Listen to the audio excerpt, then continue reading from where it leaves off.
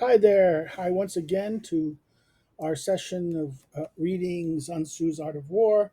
I'm Clifford Bates, and we're now into our third session of our little examination of it. And the third session deals with the third chapter or the third section called On Strategic Offensive. Um, we dealt with, the first. Let's go back a little bit. Um, go back to the beginning of this. This is the 13 chapters of Outer War. We're on the third. This is the John Milford translation done by Penguin. Links to it below.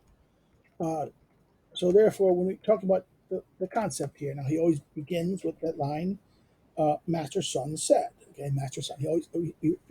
This is like, again. This is like um, the book is kind of reporting Master Sun. So therefore, this is like every chapter will start out. Well, we'll see. We'll see. We're just staying. Master Sun said. Okay. And then he goes. He starts in these stanzas. These kind of aphorismic stanzas, and like these, each one of these kind of thing, something on the corner starts it out as the signal that it starts out. And then as we go through here, we'll see that each one of these clicks are an independent stanza in that sense. Sometimes they might break up in the middle, like over here, they might break up in the middle, and we'll say, "Oh, uh, uh, okay, let's look at this." Right? Master Sun said, "He goes, in war, better take the state intact than destroy it." Okay. In other words, it's better to take the state intact than destroy it. Better take an army, a regiment, a detachment, a company intact than destroy them. Ultimate excellence lies not in winning every battle, but in defeating the enemy without ever fighting. It is the highest form of warfare, is to attack. In other words, it's to attack the strategy itself. That's all right. This is the line. Is why I don't like the ebooks. They get things out of the whack. As I'll show you, like if I have the copy right here in the corner, it's completely it won't do it. This is why, in many ways, I don't like, like I said, I don't like ebooks because it shifts a thing. You would say, here, see, it says right there. It says it's together, right together. So you have the ultimate form of warfare is attacking strategy itself, the enemy's strategy, the enemy, the thing. It is fighting without fighting. It is to and winning a battle is not defeating the enemy. It's actually defeating him in the sense that he can't. In other words, it doesn't win. In other words, the ultimate excellence. He says the ultimate. No. He's not saying you don't fight. He's saying that it's the highest form is to be able to defeat. In other words, not winning every battle, but finding a way to defeat the enemy. You can think of this as something like George Washington.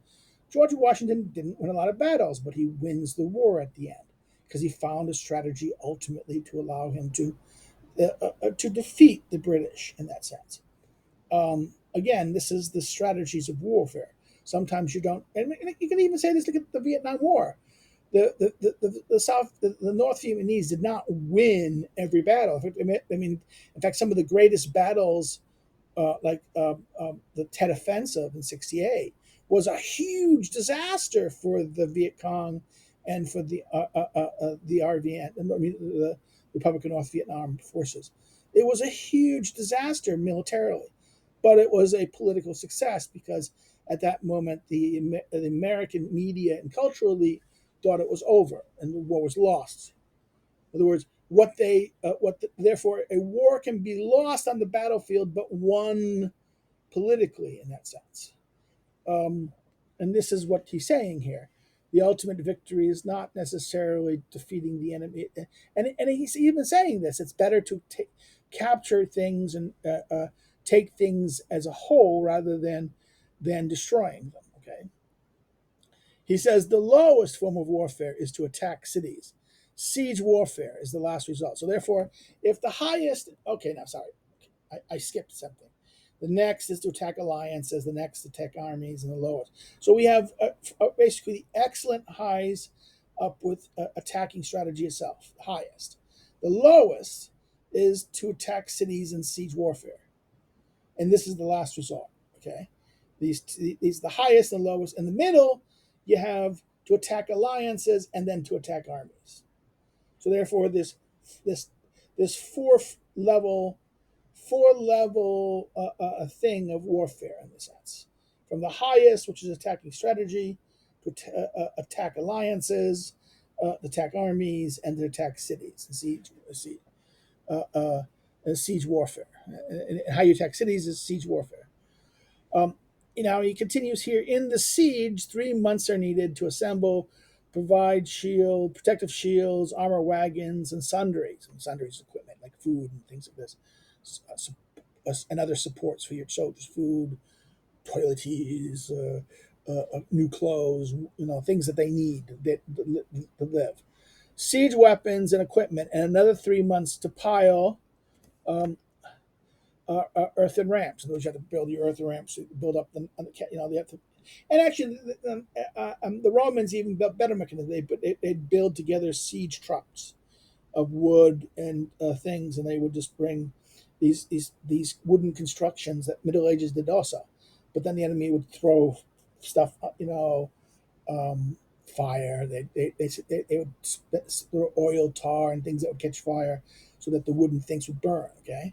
The Chinese mechanisms, you just pile rocks up or pile dirt up, and then you eventually just go over the enemy. Right. This is his line here. It takes 3 months of preparation in that sense.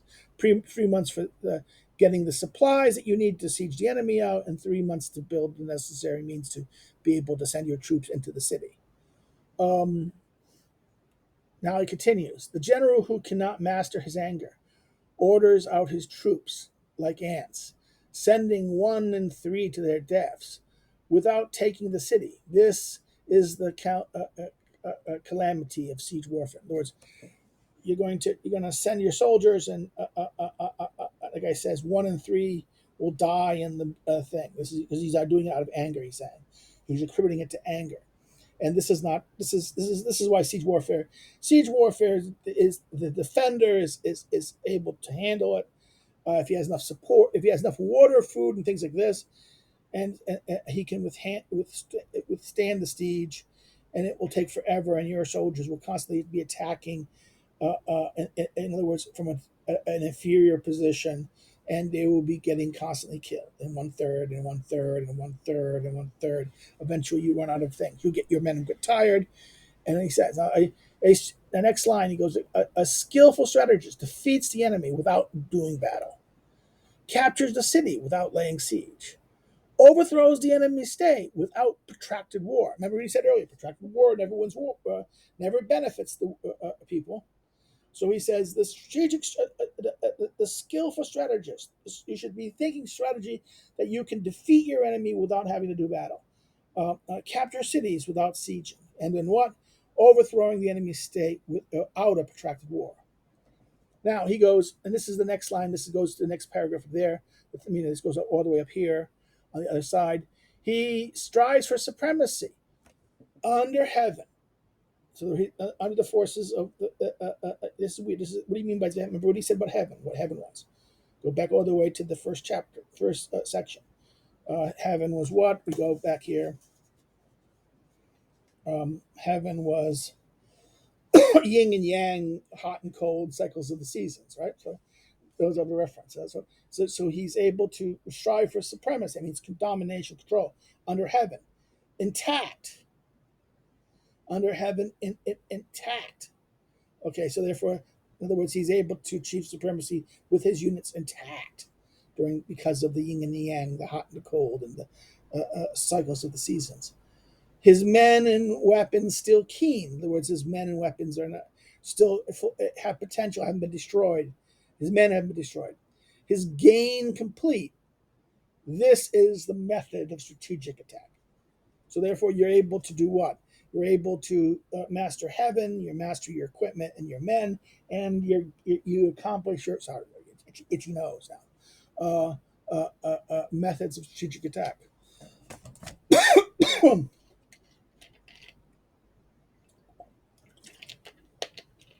I know I should stop this and do this, but okay. In war, when forces 10 to 1, when forces 10 to the enemy's 1, surround him. With 5, attack him. With 2, split him in half. If equally matched, fight it out. If fewer in number, lie low. If weaker, escape. Now, this is what he's saying. In war, outnumber. Try to outnumber.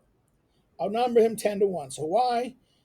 You can do what? You can surround him, and then with half your forces, you can attack him. With two,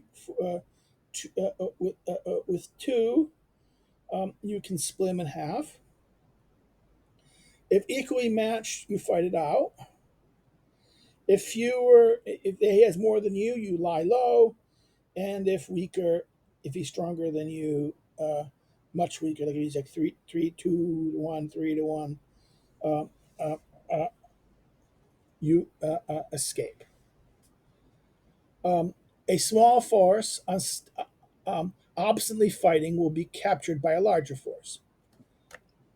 Whereas, if a small unit keeps on fighting, a larger force will capture it eventually. Okay, there's this probability in that sense. The general is the prop of the nation. When the prop is solid, the nation is strong. When the prop is flawed, the nation is weak. So he's making a reference here. The general is the by word prop is the thing that holds up the nation in this moment. Okay. When the and I'm not even sure that the nation is the right word here. I think he means the people or the community, this entity. But we'll use the word nation, right? About standing in for the body politic. Okay, the body that's engaged. That's the unit that is the social political unit that's engaged in this conflict. The general, the military leaders, the person leading the battle is at that moment is the thing that's holding it up. And if he's solid, the nation is strong. If he's not, he's weak. It's the nation. If he's flawed, if the general's in his thinking and his approach is flawed, then the nation will be weak. And this is the thing about the current lot of American generals: the wokeness of them, the stupidity, the weakness, the shallowness of them. This is why the nation can be seen as weak.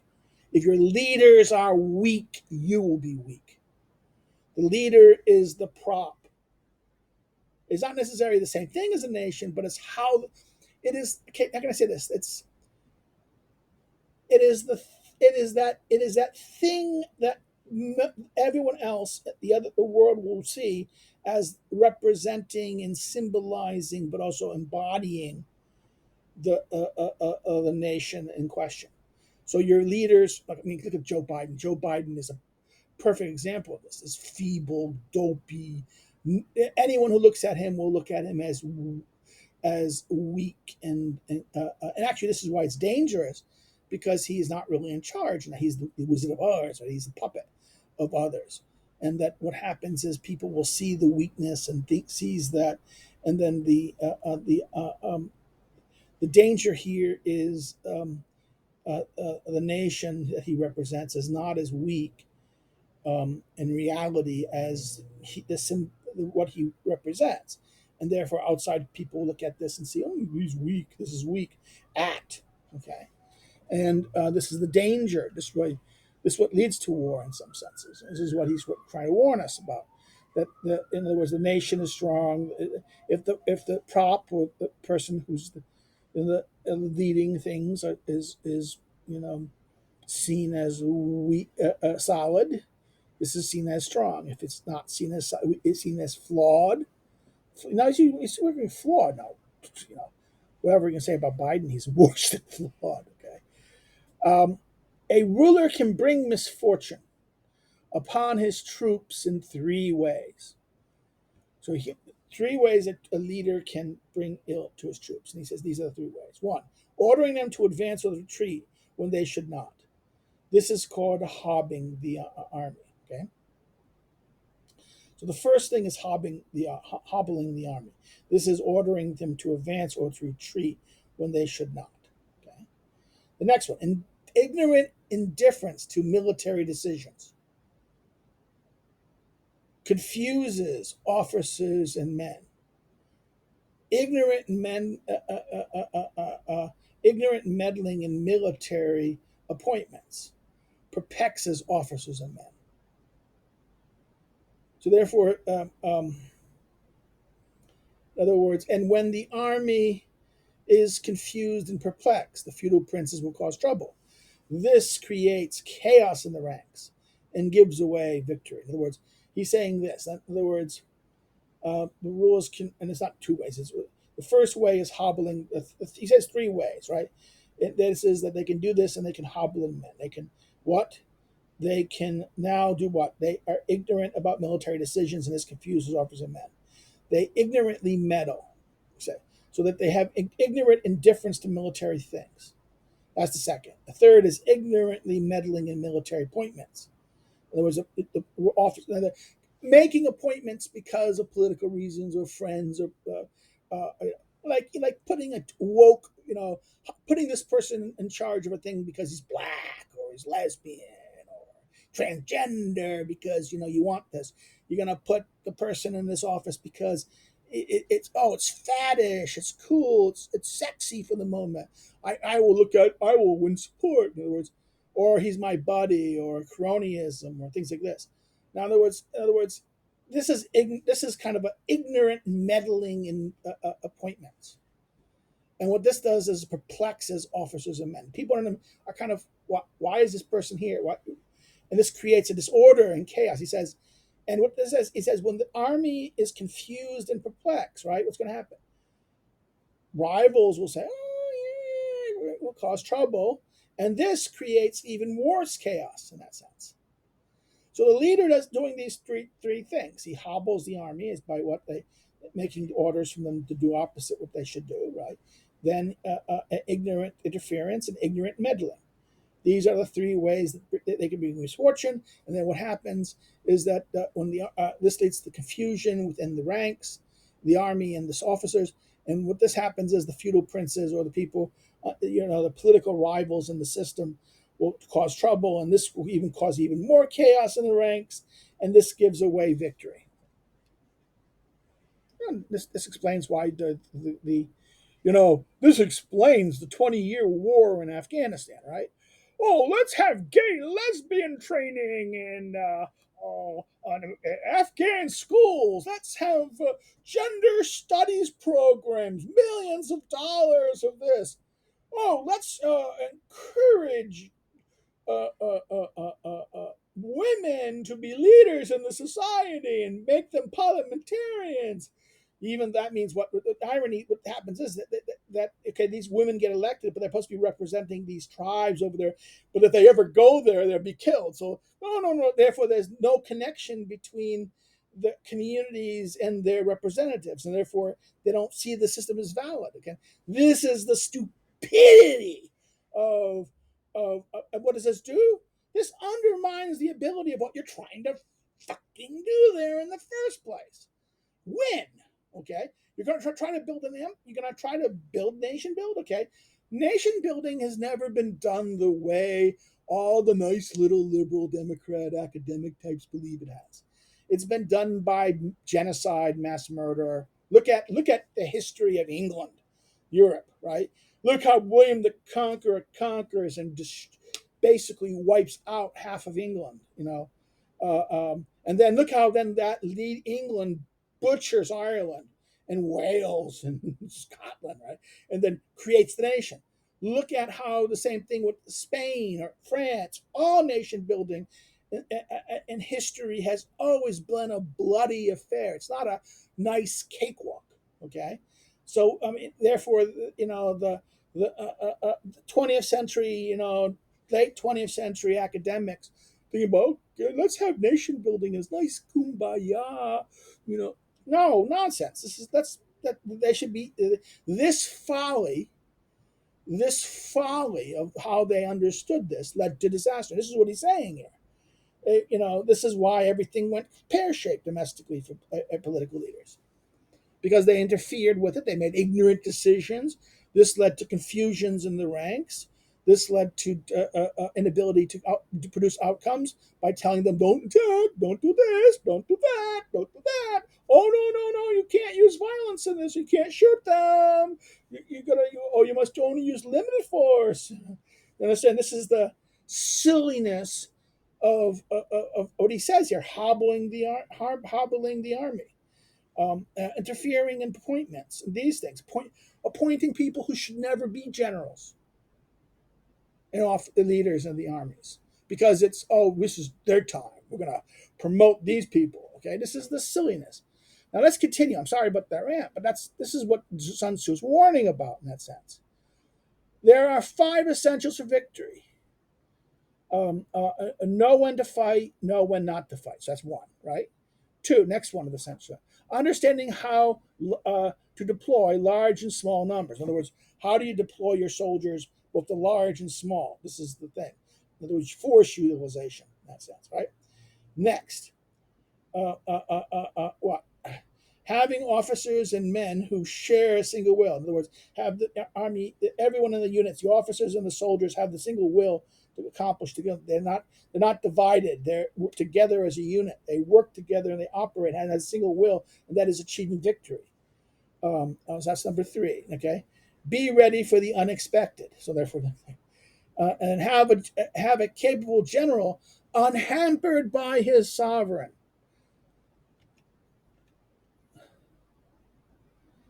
Um, uh, um, Sorry, unhampered by next line. These 5 point to the way of victory. In other words, these 5 things that he talked about. What? Let's go over them again. Know when to fight and not to fight. What? 2, knowing how to deploy large and small units, numbers. So in other words, using the right instrument at the right time and the right reason. Okay.